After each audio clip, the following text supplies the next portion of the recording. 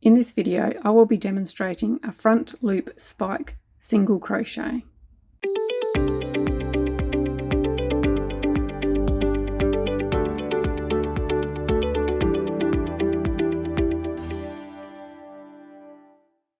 In order to have access to the front loop in this row, I have crocheted a front loop single crochet row before this one.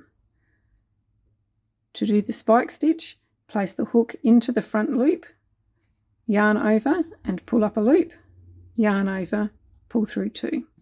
In the Harlow rug pattern, you'll be skipping the stitch behind and doing a single crochet into the next stitch.